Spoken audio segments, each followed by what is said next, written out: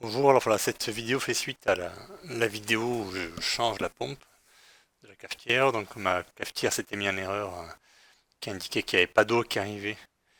Et donc j'ai cru que c'était la pompe.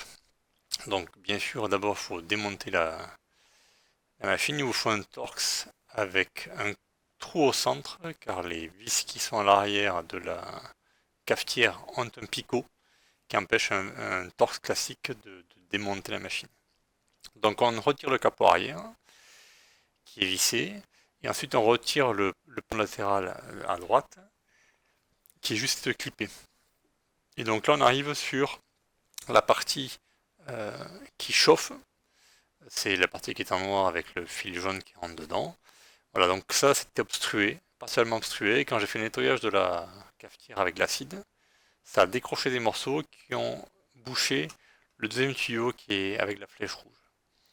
Et donc j'ai réussi à déboucher cette partie avec la résistance. Avec le fil jaune que l'on voit, c'est un morceau de fil de rotofil.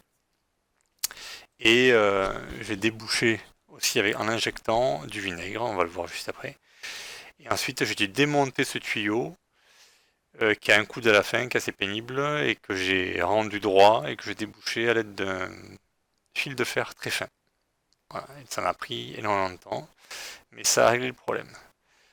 Donc il faut s'en mettre patience. Il y a une vidéo qu'on trouve sur YouTube, c'est une fille qui a fait ça qui est très bien, où elle démonte tout. Moi j'ai fait sans démonter parce que j'avais la flemme. Donc voilà, donc le fil de rotofil, ça permet de décrocher des morceaux. Puis j'injecte avec une seringue du vinaigre.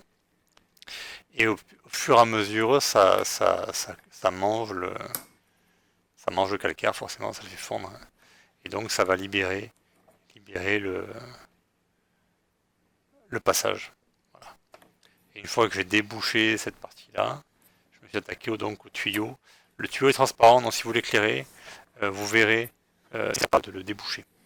Donc tous ces tuyaux sont accrochés par des soupapes qui sont faites avec des petites agrafes, hein, comme moi j'ai retiré avec une pince crocodile.